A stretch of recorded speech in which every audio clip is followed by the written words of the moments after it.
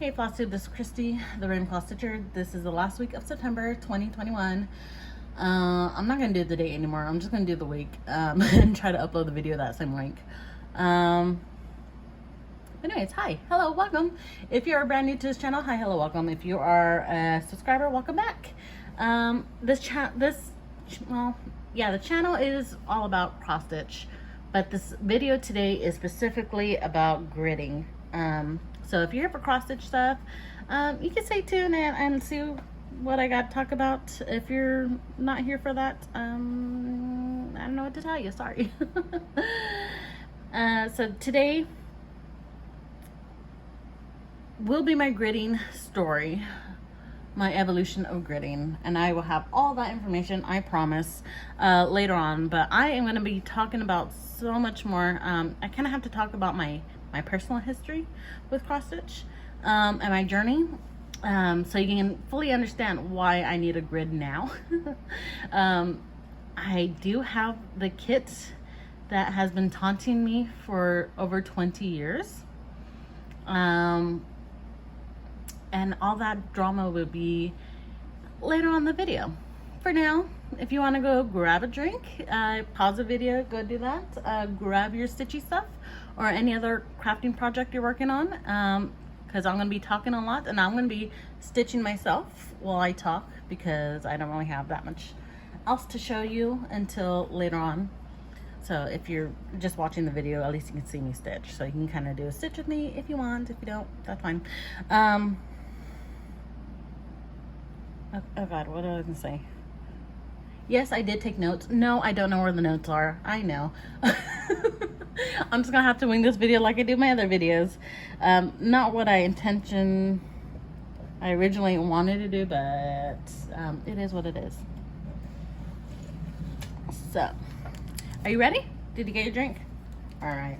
I was drinking coffee all morning. I woke up at 6 this morning. Oh my goodness, my husband woke me up. He got on his phone, played a video, not realizing that his phone was full blast, so it woke me up because the video was just someone screaming their head off. So thanks, babe. I've been awake since 6 in the morning. It's now currently 9. My kids are at school, so my day got better. Yes, I got some stitching in before they went to school. So I did this video yesterday and I did on my GoPro, and it was like an hour long, but for some reason GoPro cut it up into like 8 different videos. I don't know why I did that. So I'm redoing this video from yesterday, and in that video I had my Dolly Mama. I finished it a few days ago, and I ironed out the lines in my video that I did yesterday on my GoPro. So I don't have that piece anymore to show you how to undo the friction pins, but I do have a piece of fabric that I'm going to show you how to remove friction pins with regardless. So okay, I'm taking sips from my iced tea. I have way too much coffee this morning. All right, so you guys ready? Okay, let's begin. My crafting journey started when I was about 5 years old. My mom doesn't have a crafting bone in her. She was a teacher. She retired last year. And for a while, she would have me come to her class to do crafting stuff for like Mother's Day or for Christmas with the kids, because she didn't know what to do and didn't know how to explain it. So I would go and do that for her. Yeah, that's just kind of overall how things were. So since my mom couldn't really craft, she did like plastic canvas and had a lot of plastic canvas, even though she didn't know how to do it. Or either, I don't know if she knew basics how to do it, but she didn't want to do it, I guess. So she realized quickly that I knew how to do plastic canvas and I enjoyed it. And pretty much plastic canvas is a bunch of half stitches. And you can find the stuff in the same aisle as cross stitch at Michael's, Joann's, Hobby Lobby. Yeah, it's a really good way that I would recommend to get kids started with embroidery. They learn how to hold the plastic in their hand, and the needles are either plastic or metal, and they're very round tipped, like you can't hurt yourself with them. So that might be a safer option than using embroidery needles or cross stitch needles. So if you're child, or you know, a child that wants to start doing any kind of embroidery or cross stitch, that will be probably a safer option that I would recommend. Okay, I'm gonna try stitch and talk at the same time. I am not that talented, so let me let me see if I can do this. Okay, actually no, I'm not gonna work on that. So when I'm not working with something, I try to move the thread and needle out of my way so I can work on the other area. Oh, if you want to know what this one is, this is a kit, Tinkerbell. Most of it's back stitching and half stitches. So that is what I am working on. I want to try to work on all my whips for the next year or two. That's going to be my personal goal. And yeah, this might as well just do this one.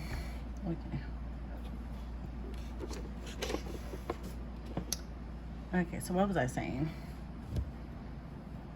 Okay, so yes, I started cross stitch or plastic canvas when I was about roughly 6 years old or so. I made teacher gifts for my teachers in elementary, junior high, and high school. And it was just something I liked to do, something I enjoyed to do.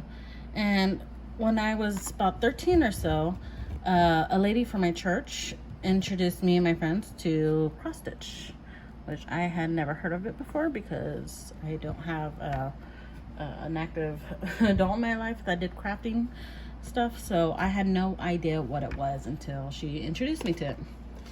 And we made little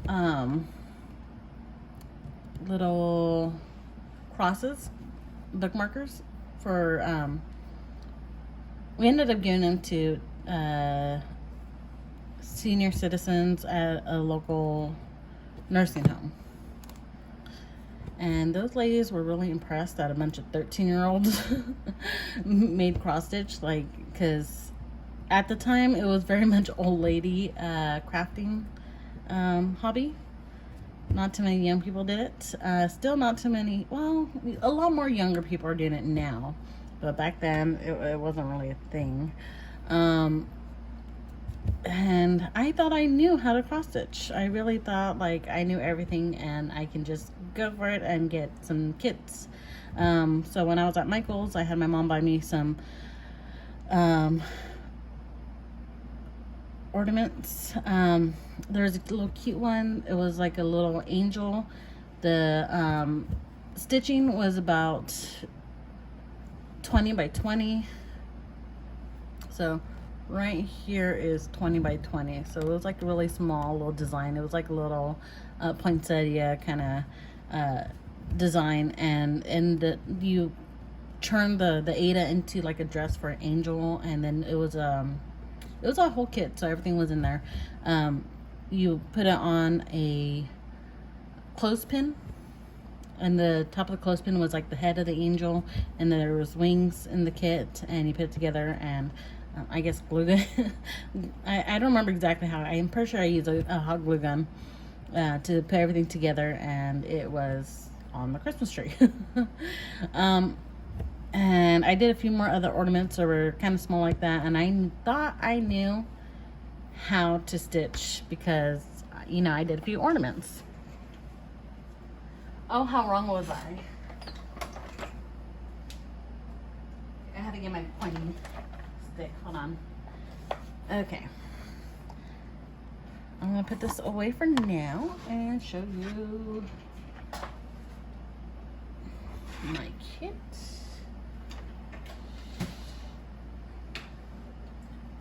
I'm moving everything off to the side. Hold on.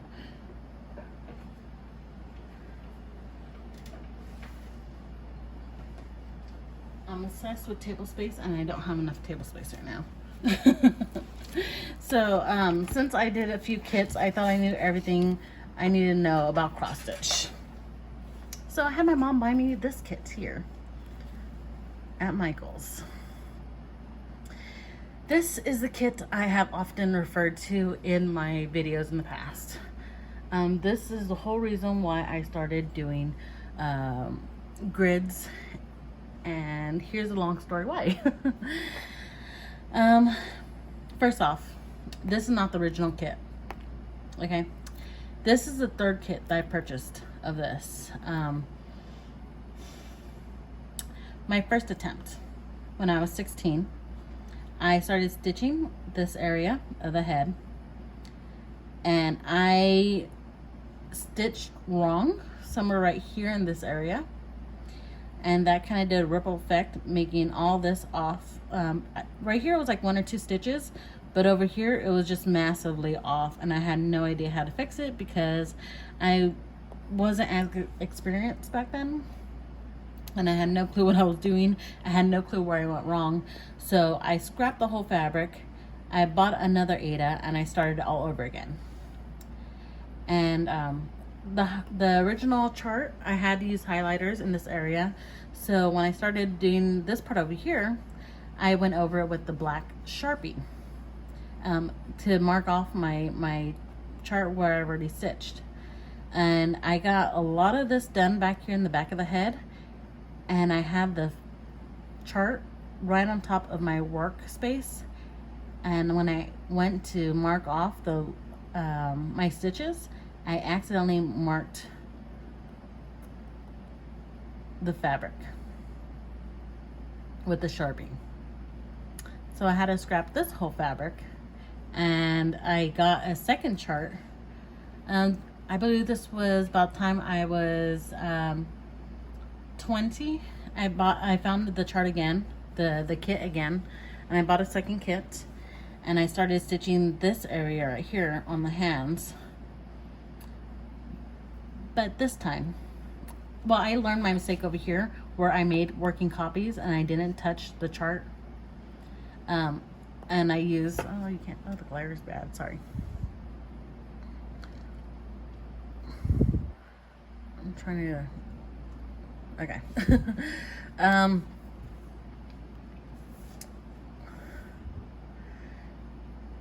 So I learned my mistake over here, and I used working copies, and I didn't touch the original. I kept the original to the side and only worked with working copies, so I wouldn't make that mistake again. I bought a magnetic board, so I didn't have my chart right on top of my piece while I was working, so I didn't accidentally mark it again. But I was using the chart from the new kit, but I was using the floss card, these, from the first kit. Both kits were the exact same, from the exact same brand. But one thing I didn't notice when I was stitching just about all this was I was running out of one of the colors. And I should have been plenty of that colors because it's a whole hand right here.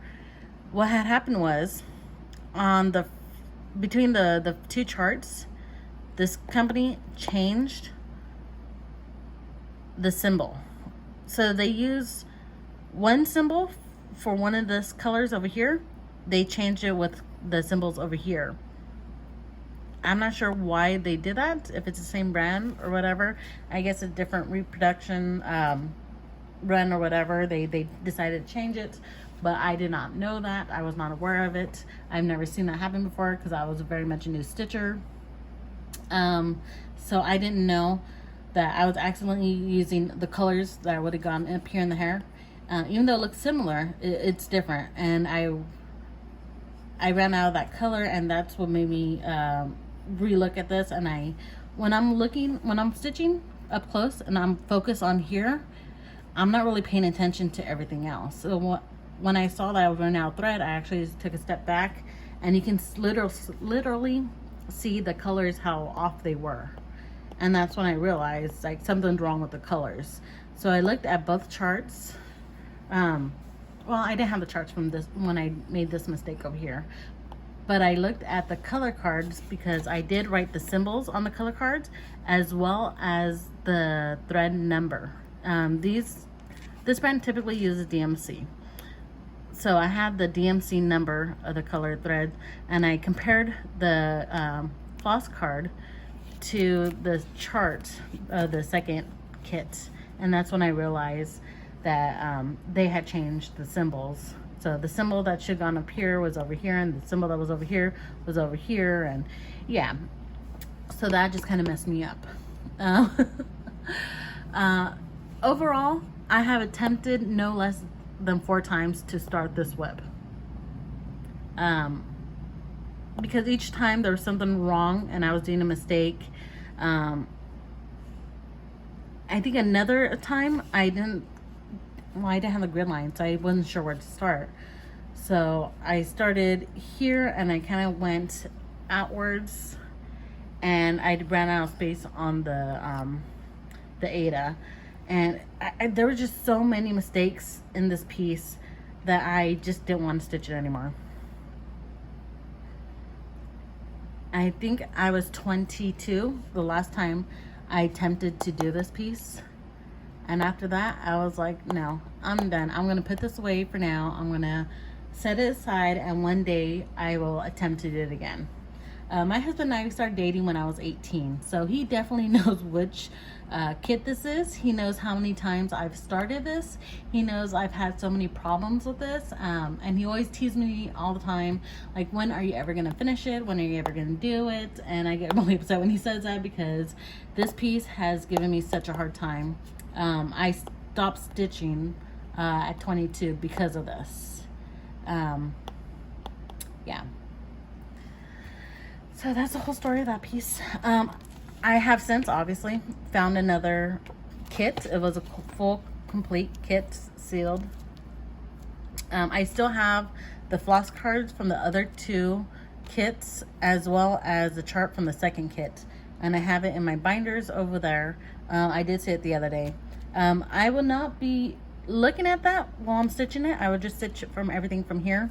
If I run out of threads, I will go over there and grab the threads I need. But typically in these kits, it should be enough threads here. So I don't think I would need to do that. But still,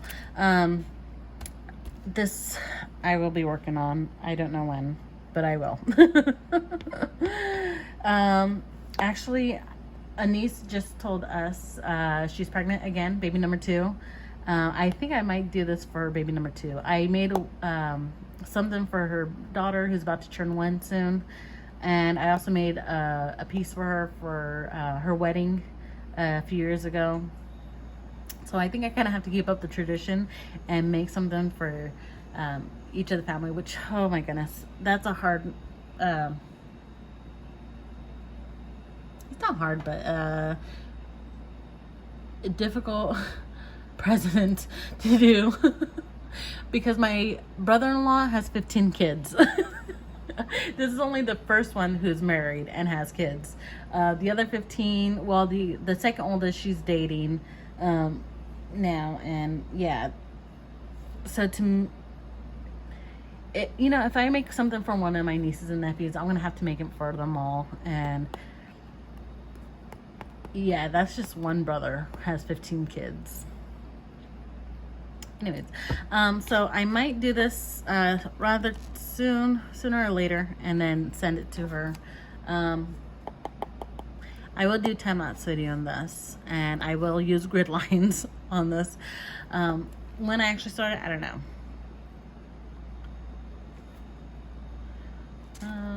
Yeah, I don't know when I'm going to do it, but I will, now that I have more experience, I will definitely attempt to do this sometime in the future.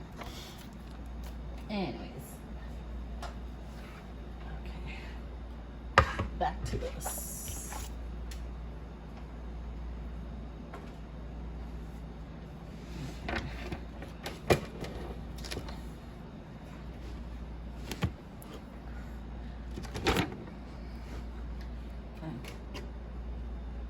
Hold on, I'm trying to move some stuff around.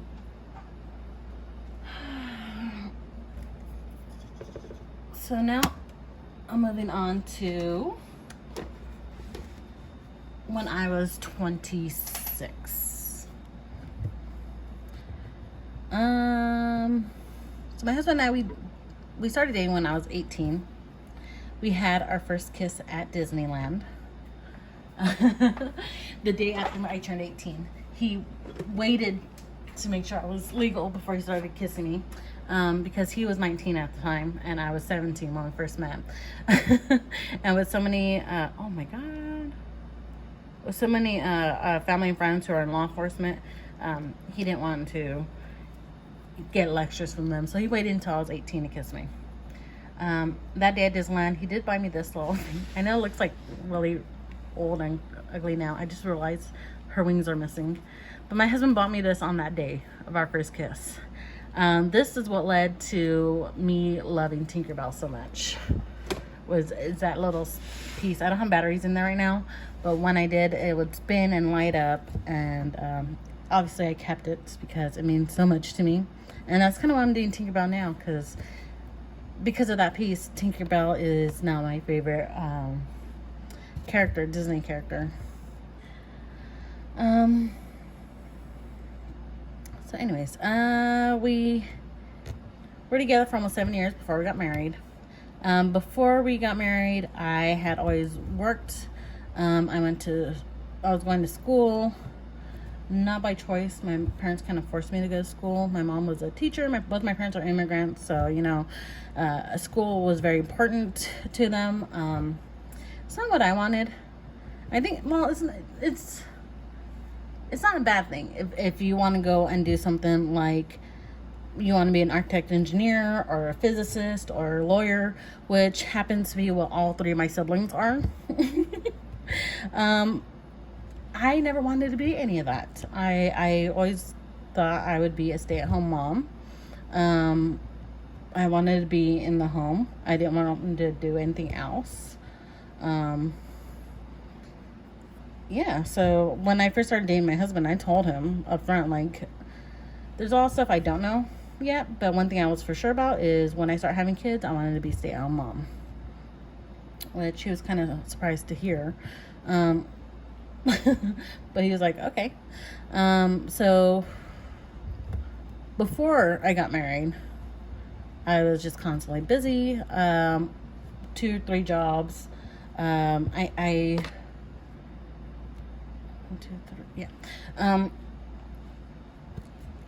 I never really had any downtime, or when I did have downtime, I spent it with my husband. Like, we'd go out to eat or to the movies or do stuff. But if I wasn't with him, then I was constantly working. I just never really just stood still.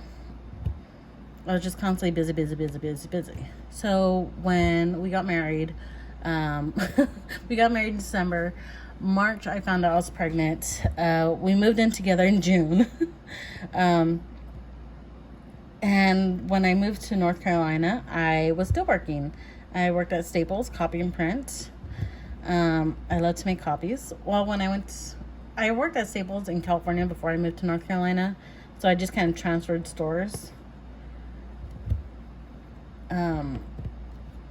And I was just so busy. I was so used to working. It didn't really dawn on me, like, soon I was going to be a mom. I was pregnant. And I should probably, like, slow down, pace myself, relax, because I was just so used to being on the go constantly. And it was kind of hard for me to adjust from constantly working, doing stuff, to being a stay-at-home mom. I ended up becoming a stay-at-home mom for multiple reasons. One being daycare was so expensive. It wasn't worth it to put my kid in daycare when I don't make enough to put her in daycare.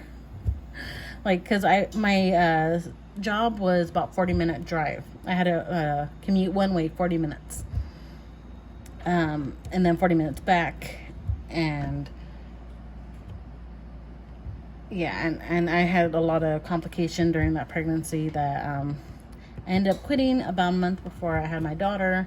The first 6 months, of her life was kind of difficult for me. It was kind of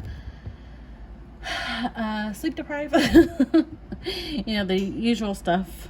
But also too, just staying home and not doing anything, not leaving the house, not really doing anything outside the home.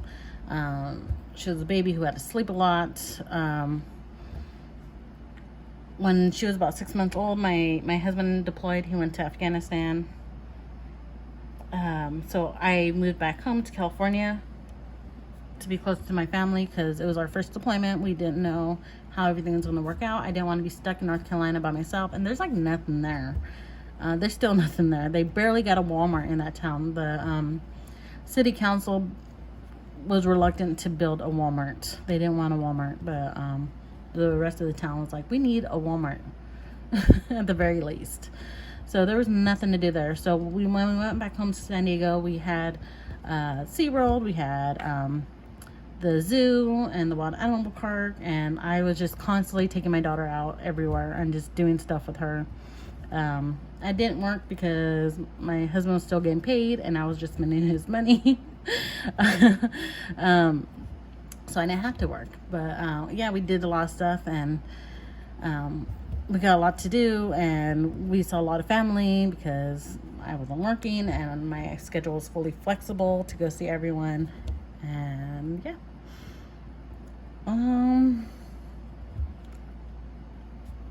then when my husband came back from deployment, we went back, my daughter and I went back to North Carolina. Back to nothing. There was an aquarium about 45 minutes away from where we lived. We ended up getting year passes for that for the next few years that we lived there, because that was kind of like the only thing to do. So we would take our daughter there every weekend, and yeah, she quickly knew her way around, so she already knew her favorite spots that she wanted to see. And other than that, there wasn't really much to do. It was kind of boring. So by the time she was 1.5 years, I was like, I need to do something, because by then she was a little more independent. She didn't need me that often, so I was just kind of bored. I had nothing to do. My hands were just very idle, and I was just itching to do something. So I went on a local sales page. This is before Facebook Marketplace, where people had to go on actual websites, kind of similar to Craigslist, and look for stuff. So I was on this page quite often, actually. I was always seeing what people were trying to get rid of and what we might need. But someone posted something about cross stitch on there, and I was like, cross stitch? Hey, I used to do cross stitch. You know, not that long ago was my last attempt at that kit. So I messaged that lady and I was like, hey, I'm interested in the cross stitch. Could you tell me a little bit more about it? Because you had the option on the website to add photos, but you had to pay extra for that. So you would have to message the seller, and they would have to like text you pictures of what they had. So that's exactly what the lady did. She sent me pictures, and she was like, there's a lot of stuff. You're gonna have to come over to my house and check out everything I have here. And she also told me that the prices could be negotiable, but it's a little bit difficult because she wasn't selling it. It wasn't her stuff. She was selling it for a friend who was in the process of moving. And I guess I'll go ahead and tell you the whole drama. So the friend, years ago, she had to put her mom in a nursing home and put all her mom's household goods into storage. So she had been paying her mom's storage units for almost 10 years, and there was at least 4 storage units. So after her mom passed away, she got a job offer in Louisiana, so she was moving and decided it was finally time to go through her mom's items and let some of it go.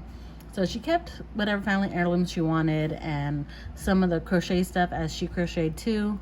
But everything else she was just selling, and her friend was selling it on her behalf. So I took a look at some of the stuff and I bought quite a bit of it. I think I only paid like $40, and it was a lot of stuff. So yeah, I took it home. Some of it was kits, some of it was hoops, some of it was like a little bit of everything. And I still have some of those pieces too.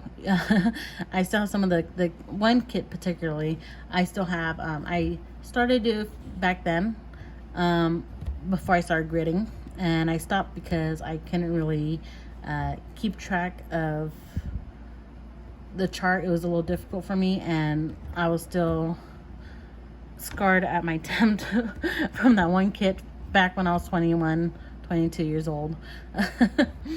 So I didn't really stitch too much on it then or now. Oh, whoops, I messed up somewhere. Wait, no, never mind. Wait, hold on. No, I'm good. Okay. I can't talk and stitch at the same time. I'm not that talented. So I'm actually gonna stop in here for now because I have a pin right there, and it's not gonna let me stitch anymore in that area. So let me put this aside and let me go grab another thread and needle. I have plenty of needles, so I don't have to take the needle out of the threads to reuse it. I know some people do that. I don't. So that lady had a lot more cross stitch in her home, and my husband asked me, like, he saw me like being excited. There were smaller kits. I did do a smaller kit quite quickly, and it came out look like really cute. There was another kit too. There was quite a few small kits I purchased that first time around, and my husband saw how happy and excited I was to finally have something to do during the day other than dishes and laundry and changing diapers. So he asked me, like, if I wanted to go back and get the rest, and I was like, oh yeah, maybe, I don't know. I just wasn't too sure about it, and I told him I'll think about it, and he was like, okay, well, if you want to, like, I'll buy it for you. I was like, okay, let me just think about it. Like, at the time, even now, I'd rather spend my money on my kids. I want to make sure that all their needs are met first before mine's. You know, like, if my kid needs diapers or formula, that's more important than me having crafting supplies. And back then we didn't have that much money, so I felt really bad if I just spent money on myself. Like, I wouldn't buy myself clothes unless I absolutely needed new clothes. I wouldn't buy myself clothes just because like, I needed a reason to spend money on myself. And I'm still the same way. Like, I'm a stay-home mom. I don't need fancy clothes. I know I look ratty, but I'm okay with that. Let me just get this thread going. Okay, so a few weeks go by, and the lady who's holding the stuff and selling it for her friend, on her friend's behalf, sends me a message and says, hey, you're the girl who bought the cross stitch stuff from me last time, right? And I was like, yes. She was like, okay, because she was selling a bunch of other stuff too, not just the cross stitch, but other things. And she was like, okay, great. You're the only person who's bought the cross stitch stuff. There's a lot of other household goods if you want to come and take a look at it and see what there is. And I was like, well, I'm not sure. Like, I don't think we need any more household stuff. But the cross stitch, and she was like, well, here's the deal. The storage unit where everything was held at for the last 10 years, the friend had gone and removed everything from those 4 units.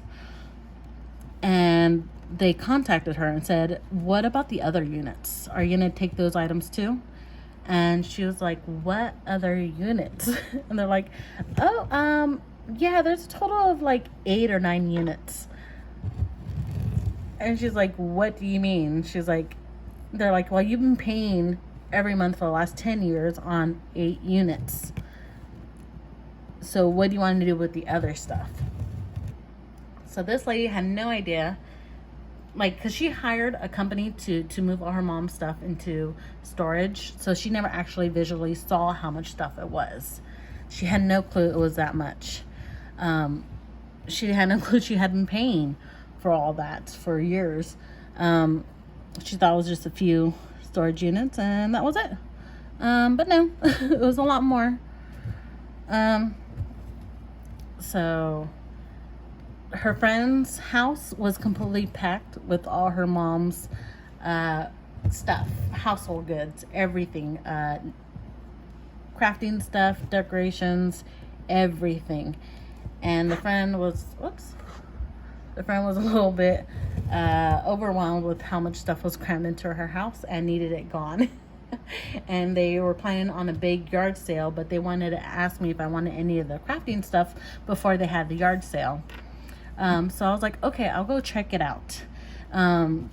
It was huge. It was massive. Like, she put aside everything so I can take a better look at everything and take everything out. So I bought a big handful of stuff. Like, I can barely carry it for $40 the first time. This time, she just said, look, if you pay me $150, you can take all of this. They're kind of desperate to get rid of all of it. So I was like, okay. My husband was at Walmart at the time, so I sent him a text. I was like, hey, can you go to the ATM and grab out some more money? Because I'm going to buy all this stuff up. And he was like, is it a good deal? And I was like, oh yeah, it's a good deal. And he was like, okay. So he shows up. We had a little Honda Civic at the time. So we had our daughter in her car seat, our little Honda Civic. And my husband, I was like, you need to come in the house and grab these boxes. He ended up putting at least 8 big boxes in the car. And like, the whole trunk was completely packed. The whole back seat was completely packed. We tried to cram as much stuff in there, and my husband we had to go home, which we lived really close by. Crap, I messed up. Okay. So, hold on. Is that right? Dang it. Okay. Didn't want to do that. Okay. I'm sorry, hold on. So my husband had to go home, put everything, drop off whatever he could, and then go back for the rest of the stuff. And it was a huge, huge fine for me. I ended up starting an eBay and started selling some of the extra stuff because I bought everything. It wasn't just cross stitch. It was a lot of knitting, crocheting, magazines. It was...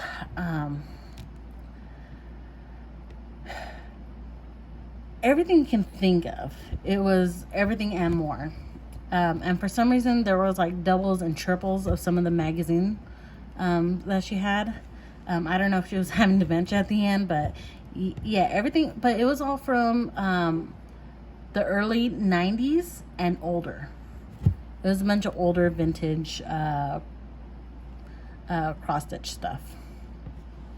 So, yeah, I ended up selling a lot of that on eBay, and that paid for our trip later that year to go to New York, as well as our trip the following year to go to Disney World. That's how much money I made from these things. Yeah, it was a good find. And I still have many of the stuff. Like, I don't think I could truly explain how much stuff it was. And then I made so much money off of it that my husband started going on Craigslist and writing ads asking for cross-stitch stuff. And we had a few people message us and told us that they're selling some cross-stitch. And I got them at a very reasonable price. What else? Thrift stores. Every time I went to thrift stores, I found more cross-stitch stuff and sold them on eBay.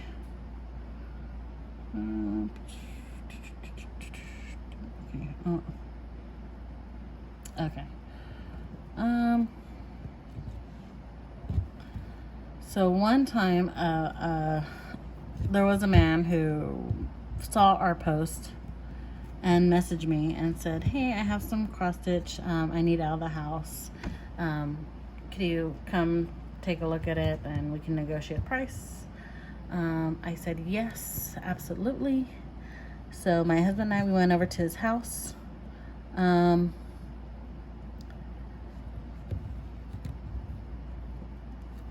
His wife had taught cross stitch for years before she passed away, and she had passed away about 10 years prior.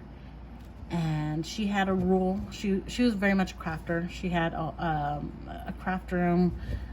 She was a quilter. She was a sewer. She did pretty much all the crafts, crochet, knitting, everything. And she taught a lot of classes on all the stuff. So her collection was very impressive. Everything was very organized. Everything was very neat and clean, and it looked almost new, even though some of it was from the late 80s. It looked like brand new condition, and I actually have some of her stuff displayed in my videos in the background. If you ever go back and look at some of my videos, you can see I have a wooden hoop with a bunch of embroidery flowers. Actually, hold on. That right there, that was that lady's. It's, let me get closer. I have it. It's so beautiful. I have to have it displayed. This is from her lot, from her stuff. I just loved how all of them are just different. They're different samples of what they look like, what the embroidery ribbon looks like. I just kind of kept it like this, and I always have it in my videos in the background as a decoration piece, because I don't know, I loved it so much. The hoop is just a wooden hoop, but the stand that it's on, the husband had made it for her. It's like such a nice little you know, dedication of love,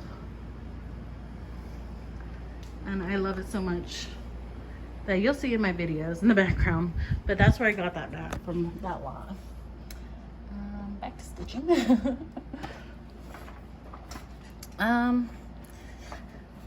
So yeah, some of the stuff I do keep it from this lot, from this lady, since her items were just in such great condition. If I had doubles from the previous lot, I sold the older, rattier ones, and I kept the nice ones for myself. It's just one of those finds that you know you'll never find again. And you know, I'm really taking care of some of those pieces for her. I do have other items that I inherited from my husband's family.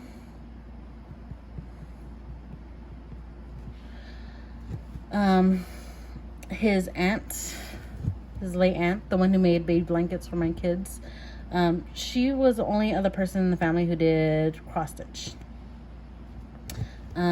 His grandmother did embroidery and had a lot of sewing stuff, and I inherited quite a bit of that. I don't do that much sewing, and honestly I haven't done that much embroidery either, but one day I want to. I'm sorry, I'm trying to look at the chart. I'm trying to see where I should go with this thread, either finish it off or take it over here.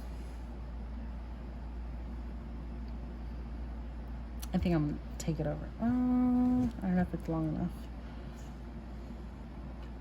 Okay, I'm just gonna take it over here.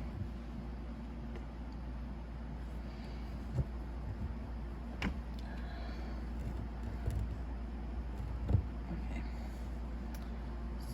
So my husband's aunt and grandmother both passed away. A lot of the family came and took whatever they wanted to, like, for the aunt, actually, she had to go into a home. She had dementia, and when they were taking care of her estate, my in-laws were taking care of the estate. They told the whole family, like, if you want to keep any Mentos of your aunt, come get it, or else it's all gonna go in the garage sale, and all the money will go to paying for her bills. So the family came, and everyone got a little bit of something to remember her by.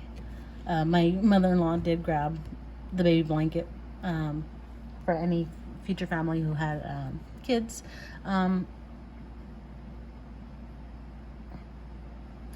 My son was a newborn, so she gave me one for him. And then the other son was not born yet. The following year, I found out I was pregnant again, and my mother-in-law gave me the blanket at that baby shower. So I did end up getting blankets for each of my kids from her.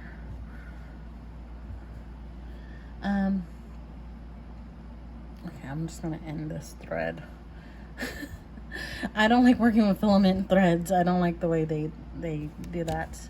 And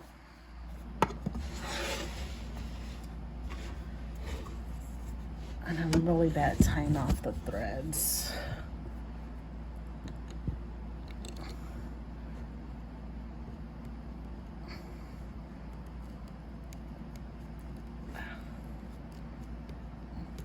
I actually should get my thimble and use it. So this is my grandmother's thimble, my great-grandmother's thimble. It's silver. I need to clean it up. But yeah. My mom had 3 of them. My grandmother gave it to my mom. I haven't posted it on any social media because if any of my cousins, second cousins, third cousins see it, you know, there could be family drama. There's actually 3 of these, and my mom and I have them, which I told my mom already to make sure to leave me the other 2 in the will. So this is the biggest of the 3. My mom has the 2 small ones. I'm like, why do you have it? It's not like you do any crafting.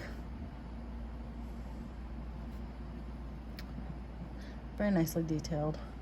I'm putting the other finger there because I have it on my middle finger. I don't want to accidentally flip you guys off. Yeah. Very nice little. Okay, what was I saying? So with the second lot, oh, sorry, I need to continue with my story, huh? I told you this was going to be a long video. You were warned. You were warned that this is a long video. I'm sorry, let me get a drink real quick. Okay. So,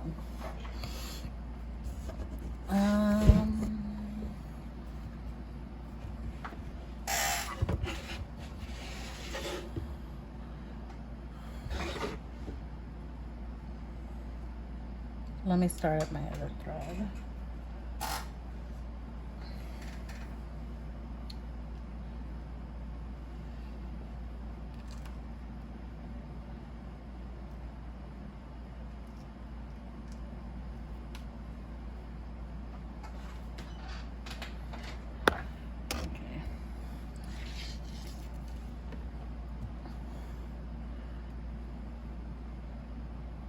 All this back stitching would have been fine if it didn't have to be this filament.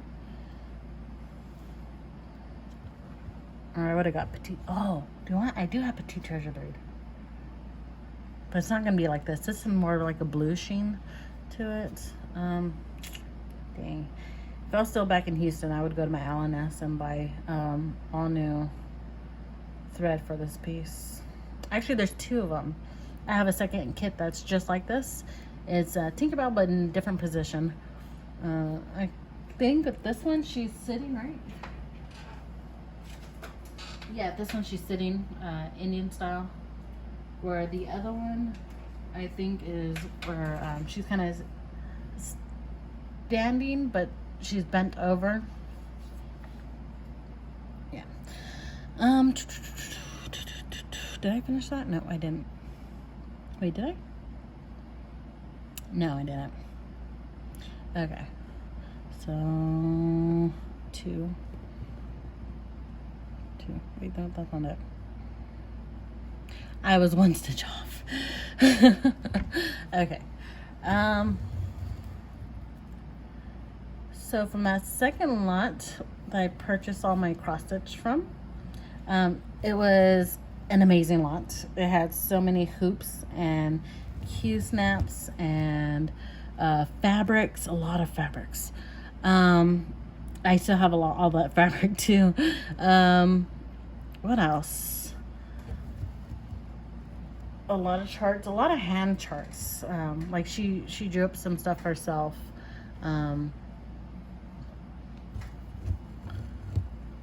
What else was there? There's more stuff. From the top of my head, I can't think of what else there was. But it kind of encouraged me to start stitching again. The first one, I did do a few of the kits and stuff because they were kind of small. They're a little bit smaller than this kit right here. A bit more detailed. It did have some Lazy Daisy.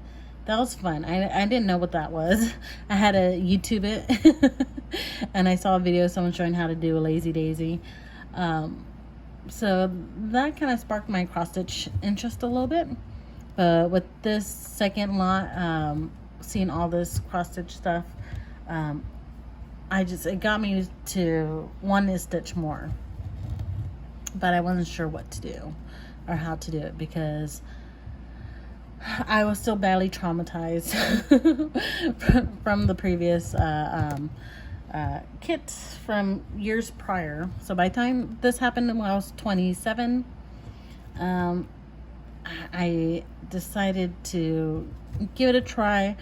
But I went on Facebook and I went to different Facebook pages. At the time, Facebook groups was a new thing. There wasn't too many Facebook groups just for cross stitch. So I would go and take a look at people's pictures and see what they're doing. And I saw someone had asked for tips for cross stitching that were kind of new. If someone can like point them in the right direction on how to learn how to do it, or any tips while stitching to help them stitch a little bit better, easier. So whenever I saw any posts like that, I went through all the comments and took a look to see what people replied. And one person replied about the gridding, and they showed pictures. And of course, everyone else was interested and asked a ton of questions, so I read all those. And the person was saying how it's called Easy Grid or Easy Glide. I don't remember what it was called. So I went on eBay, I found it, I ordered it, it came in. I used it on my fabric, and it worked out pretty good. And then I used it for a second project, and then I ran out of it. So I went on Facebook again and took a look at what other people were doing. Someone used black DMC to do the grid lines. I didn't want to use my DMC threads, so I used regular embroidery thread, and I did my grid lines with that for a while. But I didn't like the embroidery thread. Wait, no, I did embroidery thread first before the Easy Glide. Yes, that's what it was. I did embroidery thread first. But the thing about the thread is when you put when you stitch and the thread's in the way, sometimes what happens is your needle will split the thread, and it will like catch it right through, and it will get stuck. So when you try to remove the thread later to remove the grid line, you would have to like carefully surgically remove the thread and cut around it, and try not to accidentally cut your cross stitch in the process. So that's why I moved on to the plastic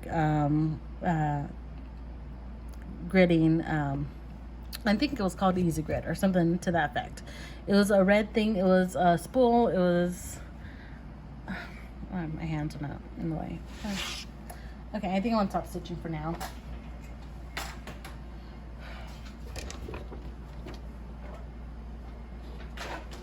So this thing, it was like this big. So what is that? 4 inches by 4 inches. It was a small thing. And it was quite hollow on the inside. So it was a very small spool of thread. And it only lasted me, like I said, 2 projects. It wasn't that much. Then someone else mentioned that if you use fishing line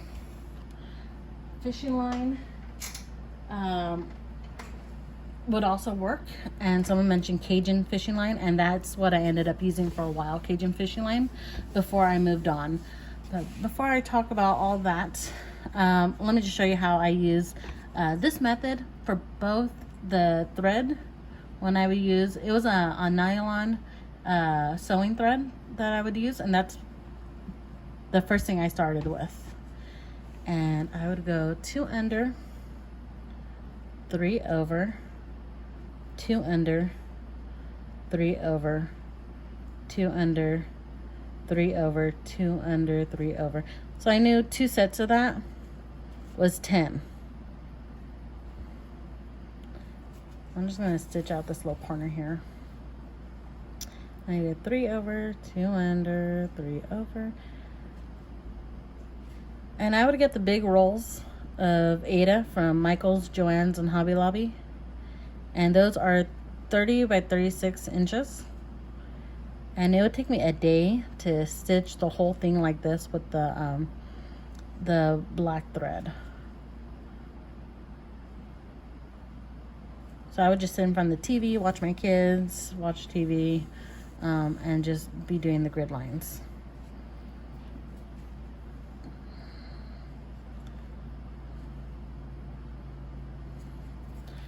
Okay, and then I would turn the fabric, and I would do it again. 3 over, 2 under, 3 over, 2 under.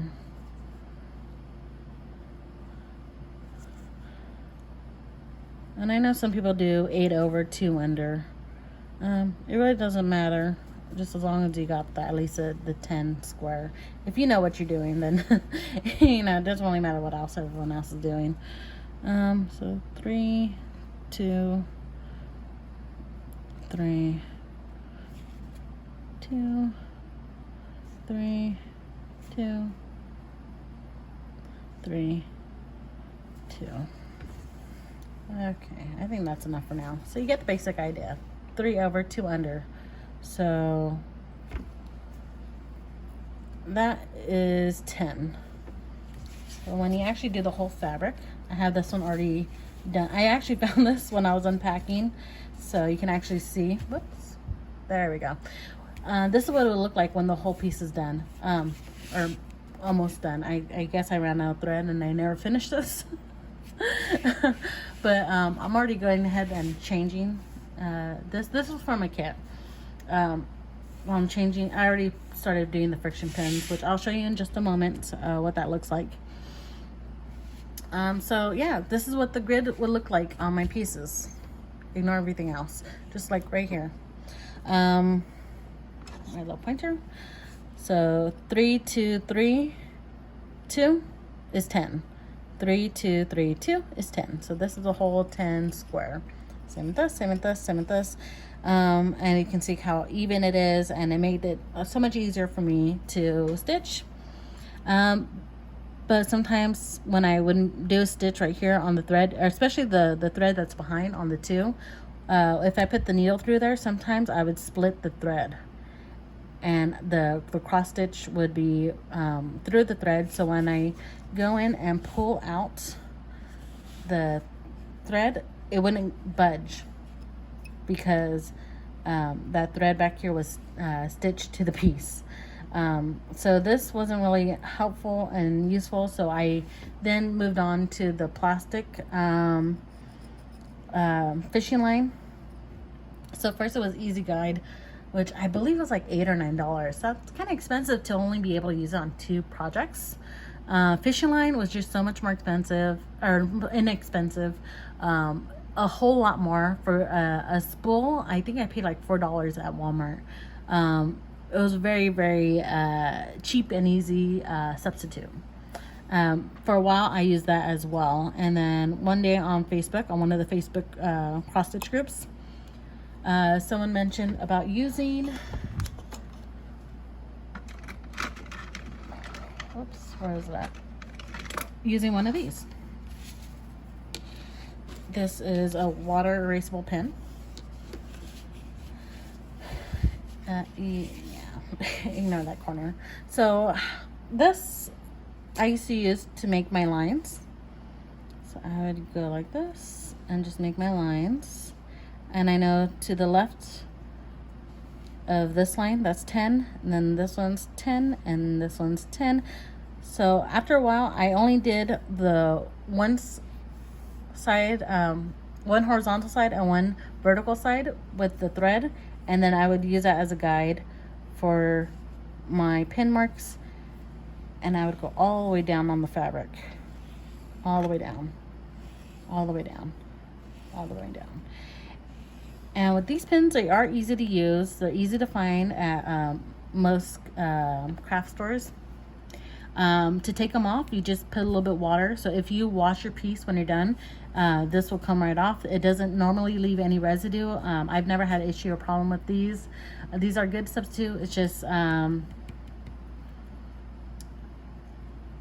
they only last for a few projects and then it would run out. Or I'm not a monogamous stitcher, so if I stitch on a piece and I have this on there, I'll put that piece down, I'll work on something else, and then when I go back to it, some of these lines will disappear. Especially when you live in a place like North Carolina where it's very humid, the moisture in the air will remove the lines. So this wasn't really working for me in North Carolina, and eventually someone mentioned friction pins on Facebook. Wasn't sure what it was, went to my local Staples and found it. So this is Pilot brand friction pins. This is what I use all the time now. So I use them almost the same way, but doing the black lines here take way too long. So I don't do that anymore because it would take me a while to stitch all this, and then I still had to go back with the pin and then do the whole line and drag it out. So let me show you on this whip. This is a project that I'm working on. I dyed this fabric myself. I don't know how well I'll be able to show you this. Okay, so I need the center, so I fold the fabric in half and I just kind of give it a nice little squeeze, open it up. Here's the center. That is my center right there. Normally I do this on my dining table or my crafting table. This is my crafting table, but I have a bunch of junk that you can't see. And I'm unable to stitch it or draw the line all the way through. So you can't really see what it is. This is upside down for me, so there's a 9. That's where I need the 9 to be. So how I stitch now, especially when I'm working with fabric from a kit, I always find the middle and then I drop my lines, and I always make sure that I have enough space on the edges for my margins. For this piece, I need to make sure there's at least 1 inch and 2 on the sides over here on this side. But for this part, this is going to be in the quantum frame, and the way the quantum frames work, you kind of need a good 5 inches of fabric to make sure that it sticks and holds into the quantum frames and won't come out. So this is actually the 5-inch mark there. I'm using the board right here for a rough estimate. So that's actually where I'm going to start for that line there. Okay, so for here, it doesn't really matter. All this margin spot, like nothing's gonna be stitched here, so it doesn't really matter where. I just don't like to put the little inch marks too close to this line because that's where I'm stitching, and if I'm gonna be doing a time-lapse video, I don't really want that much of it in there. So I do kind of out of the way somewhere else in on the fabric. And I go 2, 4, 6, 8, 10. Draw the line. 2, 4, 6, 8, 10. Draw the line. 2, 4, 6, 8, 10. And yeah, in this video, I'm just going to show you how I grid. I'm going to grid this whole thing for the specific whip. 2, 4, 6, 8, 10. 2, 4, 6, 8, 10. Oh my god, I can hear my stomach growl. All I had was coffee and iced tea. I haven't had any actual like breakfast yet. 10, 2, 4, 6, 8, 10. 2, 4, 6, 8, 10. Let's see, this is 8, 7. I'm trying to do the numbers upside down. 5, 4, 3, 2, and 1. How well did I do? Oh, it's upside down for you too, so it doesn't really matter. Okay, 2, 4, 6, 8, 10. I go all the way down. So this is So right here is 0, 0. Normally I do that with a different pin color. So I know. Actually, let me use a different pin color. Actually, I'll use red. Here's one thing to know about red. When you iron it out, red does leave a little bit of a residue on the fabric. So I only use this if I know that when this piece is FFO'd, it doesn't really matter because this specific piece is going to be round. It's a big circle. So if I was to finish it in a frame, that's not going to be there. So even if that stains the fabric, I don't have to worry about it later. I haven't had any problems with the blue or black or any other color. It's just the red so far. I don't know what about it that does that. So if you're working with a fabric that has a little bit of a red tint to it or pink, it should be fine. If you're working with a thread that's red and you want to use the red on there, that's fine. The stitch will help cover it up, so it doesn't really matter. One thing I also do too is I'll use a different color. So when you purchase these at Office Depot or Staples, you will find them in a pack like this, or you'll find them in a pack like that. That's why I use blue, because I can find them more of a blue pack than any other colors, and blue is my favorite color. But sometimes I'll get these too, so I can also use them for other things to mark up other stuff.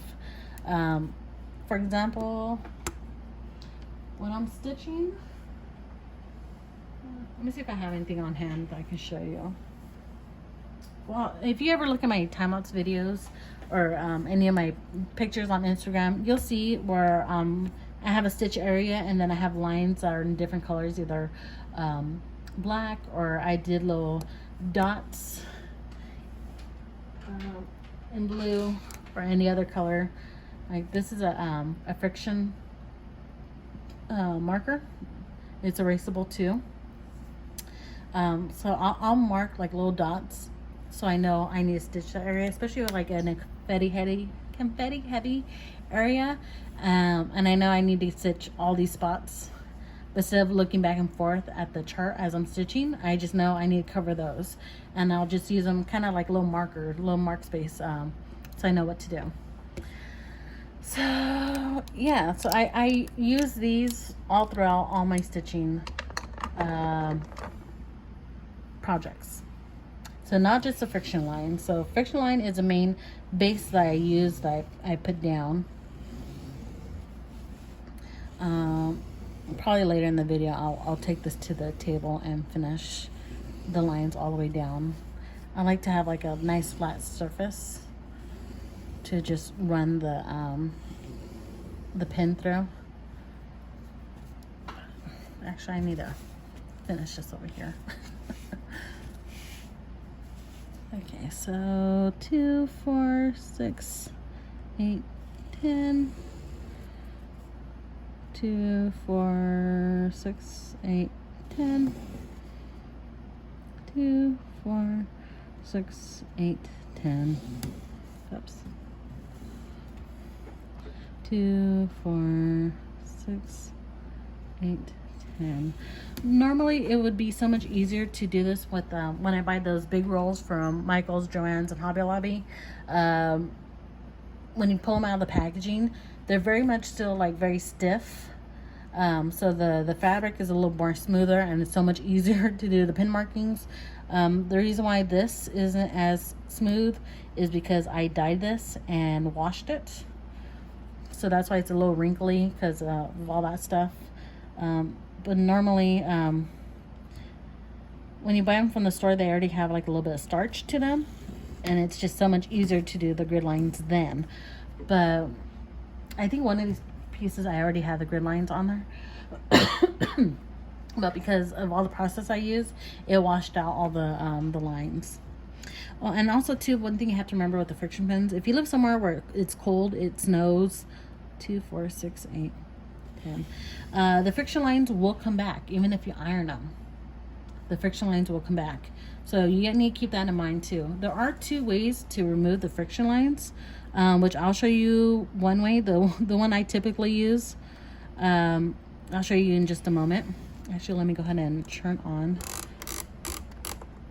I have my iron off to the side right here. So,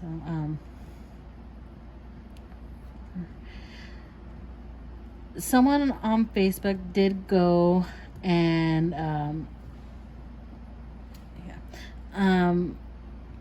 test out different samples to see how the friction pins work and how they react with the different colds and heats and stuff.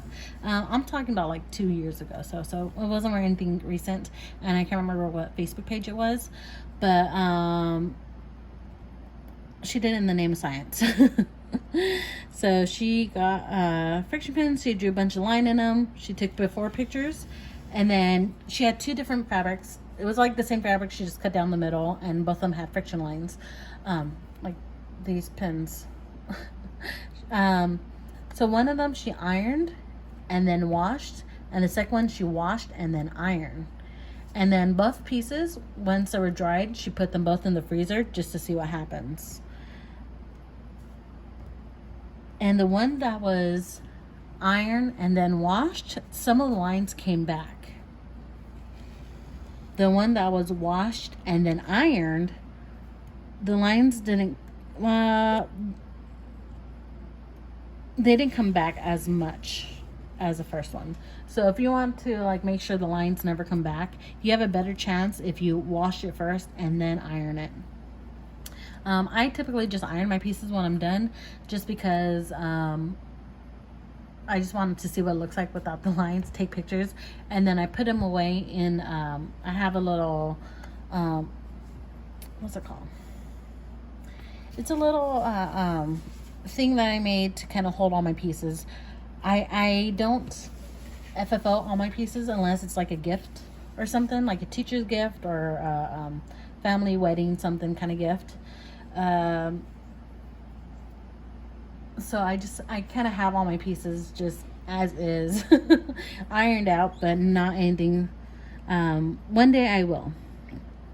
My husband retires in 7 years, so that's when I'll get all my pieces, and I'll the nicer ones, the bigger ones, I'll probably take them to a framer to get them professionally done, where I'll probably just figure out how to finish the other ones myself, because I have a ton of pieces.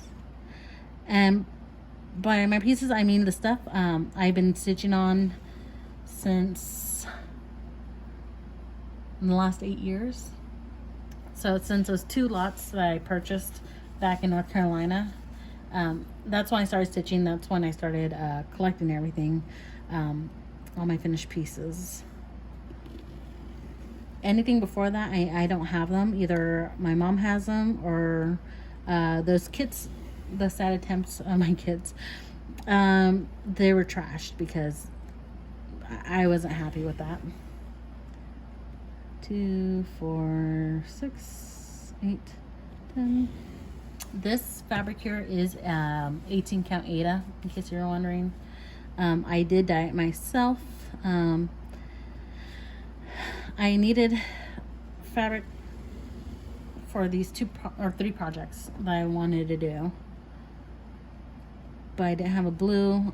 I did go to a local craft store and I found blue Aida, but it wasn't big enough and it was 14 count.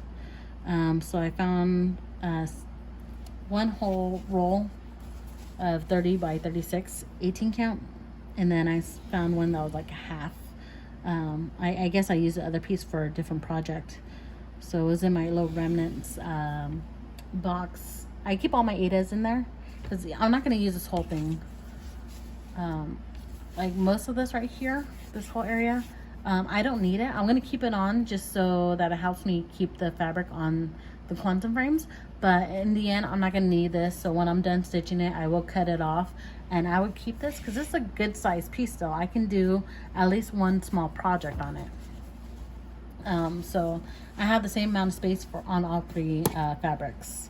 So I do keep all the extra fabrics in my little I have like a little cubby where I keep all of them. So whenever I need a fabric, first I go there to see what I have before I go and get a new roll or open up a new fabric somewhere else. 1, 2, 3, 4, 5. Let's see, that's 10, 20, 30, 40, 50, 60, 70, 80, 90, 100, 110, 20, 30, 40. 2, 4, 6, 8, 10.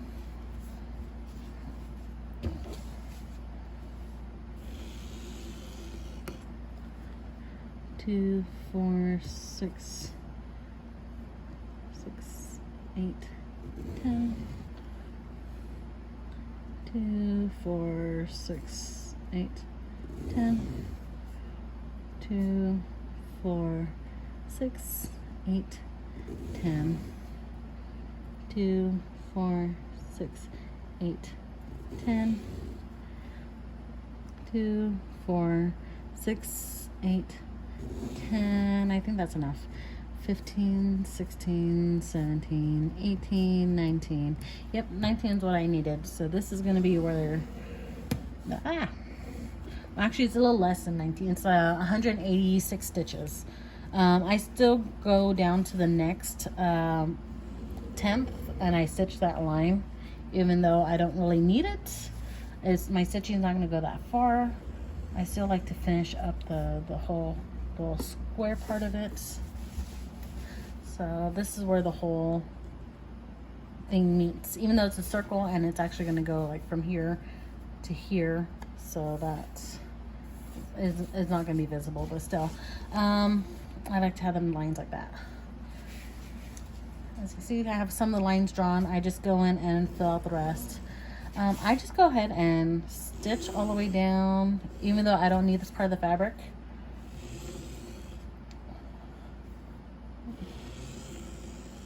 One day I might need it, and the grid lines will already be there. I don't have to recount or anything. Here they are. If I need to use more of this margin that's right here, I can always just count that out and use it as needed. But at least all these lines right here will be more or less done, and I don't have to worry about that for future projects.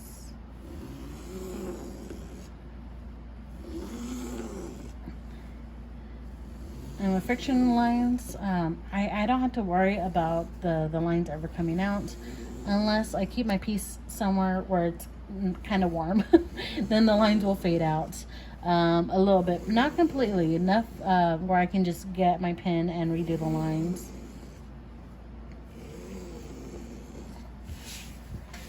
It's kind of soothing to hear that sound. Just, yeah.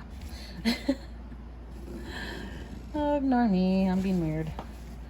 Okay, now to go this way. Okay.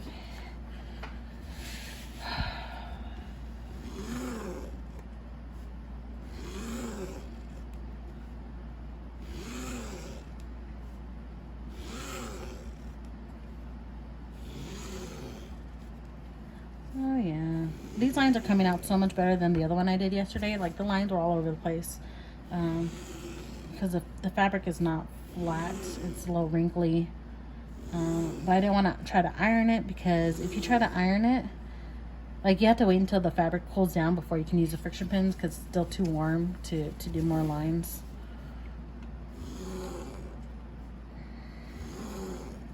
So, yeah.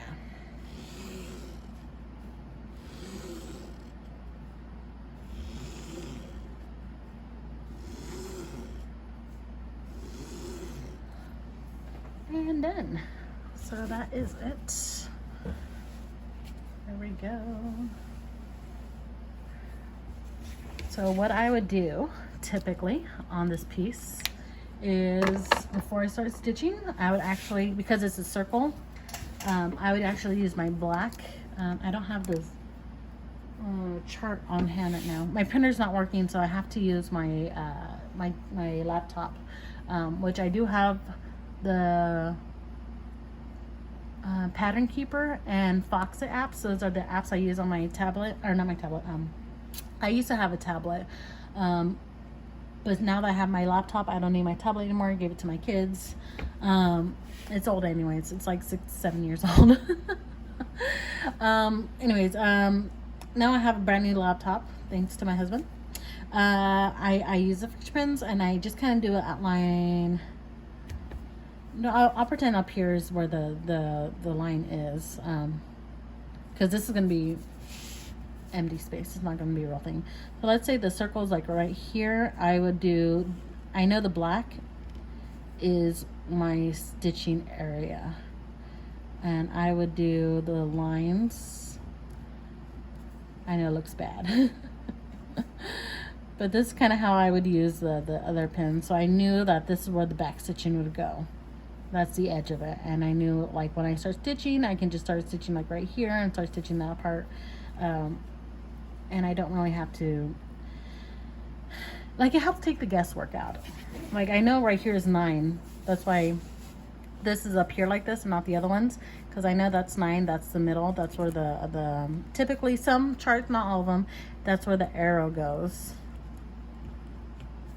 So I know that's my mark for that. This mark here, for me, it means 0, 0. So this is number 0, this is number 0. This is the very first corner of the charts. So normally, like, you know, this stuff is not on the charts. The charts always start like right here. And I just start stitching from there. And yeah, that's how I stitch or grid a project now. Hopefully this gives you enough information so you can learn how to grid yourself. Yeah, so Lynn, I saw your other comment on my newest video. So I'm glad that helped a little bit. And for everyone else, I hope you learned some from this. I know I'm a visual learner myself, and honestly, everyone who's on Facebook or done YouTube videos in the past 8 years or so, you're the ones who actually taught me how to cross stitch. You're the ones who taught me how to do gridding. And if I can kind of forward that knowledge onto someone else, then great. That's one thing I love about this cross stitch community, is that everyone tries to help each other out.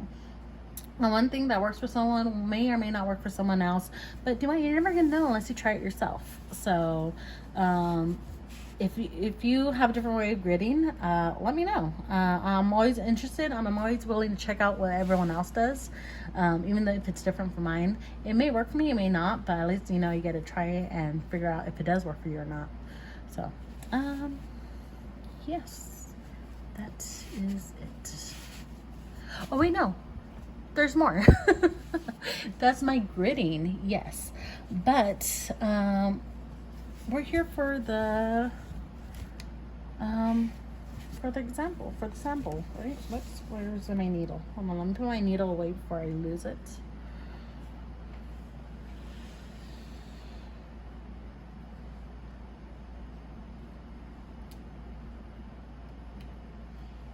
Okay, so let me cut off these threads because they're gonna bug the heck out of me. Okay, now for the fun stuff. So friction pins, pilots, these are made in Japan. these are the main ones that I've been using for years. I found these, purchased them for a few years in the States. But since I moved to Japan, I have been finding so many more friction pins. These are all the same brands. Yep, I already have one of those on. But they're just different types of the same thing. I'm just throwing out a few samples so we can test a few. These, there's a whole set. There's more of these. These are not all of them.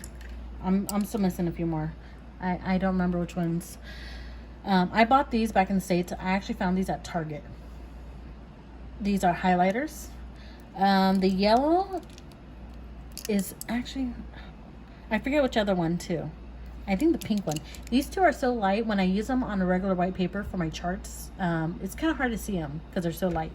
These are light, but they're easier to see. So they're pretty. I like the colors, but they're very, very, very, very light. Like, for example, oh, you can actually see it there. But on the paper, it was hard for me to see this. And then here's a pink. Here they're fine, but on the paper, like, it was just harder. Let me try the purple. The purple's fine. The blue and the green, purple, those are the ones I use the most while traveling to Japan, and when I was stitching in the hotel, when I was in quarantine. It was the purple, blue, and the green that I use the most on my paper charts. Let me see. So this set I did buy online on Amazon. All the ones that you see like this, I bought all these. They all came together in a set. So there's more. There's not all of them. But these, I love these so much for Ada. They're very fine marker tips. And I also use these to mark out certain areas while I'm stitching. If I'm using a specific color. I have so many of these, I can use different ones for different colors. I'm just going to mark up this fabric and then I'm going to hit it with the iron so you can see how they all work. This one didn't come with that set, but it's the same thing. It's a friction pins, but this one I bought here in Japan. It was just the individual color, but oh my god, that blue. Let me move these out of the way because you've seen those. Pink.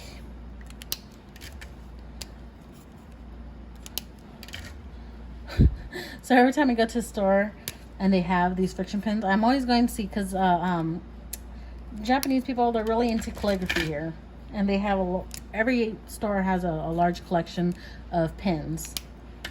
So I've been going to every single area looking specifically for the friction pins. Some of them they have a small selection, other they have very large collections. These, do I have any more of these? Okay, so this is 07. It's the points, the size of the point. So I have one of these 07. I have some in 05. 05 is thinner. Here's a 05. So these are thinner. These are retractable pins. This is 07.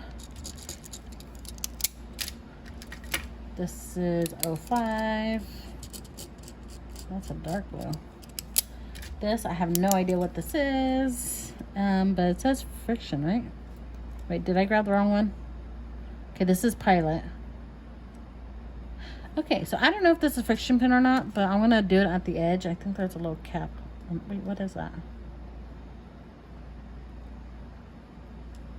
I am not sure what this is, so I'm putting it off to the side. Because I'm not really sure if this is a friction pin or not. It is a Pilot pin. I don't know, it has a little, see that? So I'm gonna actually put that inside. I'm gonna put this, I already marked up some of this and then I stuck them in here. This is where I keep most of my friction pins that are not these pins. I have so many highlighters. I got a bunch of new highlighters.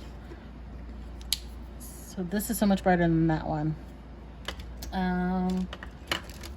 That's the difference between the two highlighters. And this highlighter and that highlighter. These are the pastel ones I got at Target, and then these are the new ones I got here in Japan. So much darker. It's right next to it. See the difference between the two?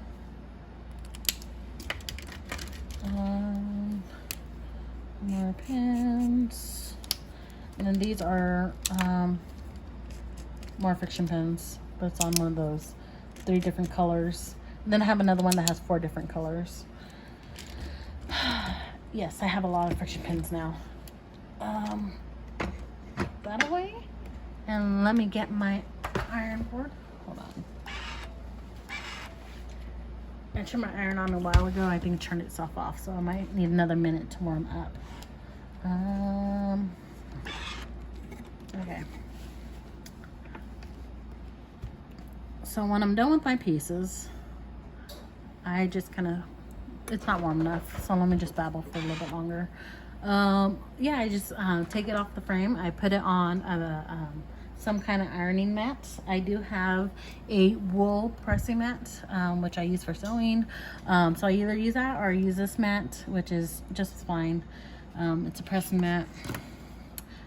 Here's another thing too. If you ever need help trying to figure out what kind of count your fabric is, this is a gauge, a stitch, cross stitch gauge. I think where did I get this at? I think I might have gotten this from my husband's aunt from when she had her cross stitch stuff. But pretty much, the count means how many stitches are in an inch.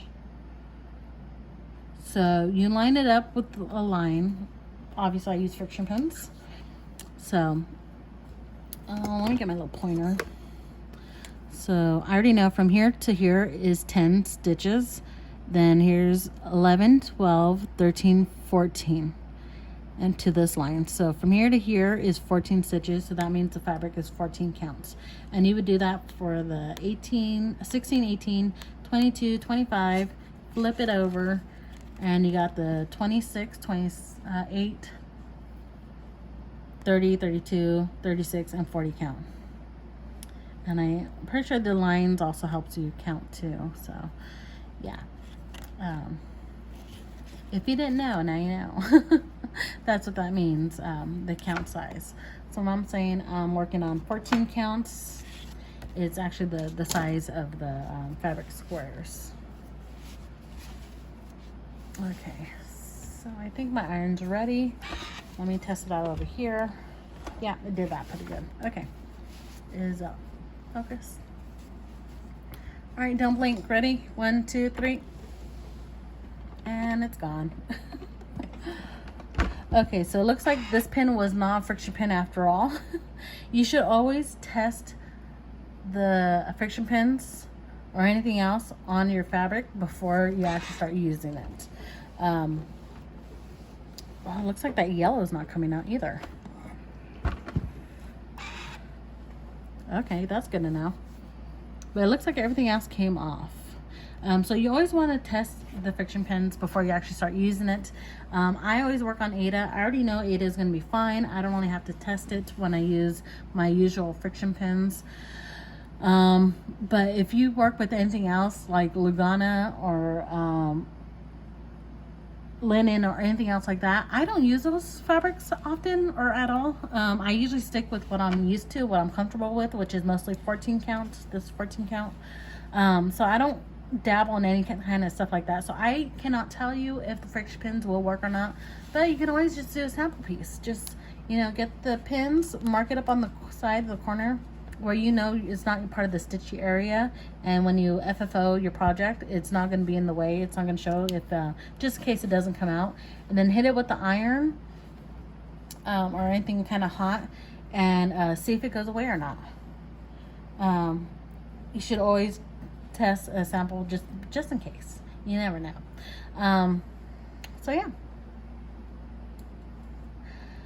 I think I am done with my video. Yay! Thank you so much for sticking with me and listening to me babble for so long. I really appreciate it. I hope you guys are doing well. Next week, I am not sure if I'm gonna have a video or not because my stitching bug is slowly going away and my pin loom bug is showing its little head. I want to do pin loom. I'm not sure yet if I want to do one of my rectangle frames, my triangle frames, or even my rigid head loom.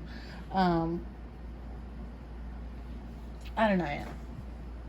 I am trying to finish America. I'm not going to show it to you here, but I am working on it. I am almost done with it. And I'm doing the time-lapse video, which I will show you whenever I have that ready to go.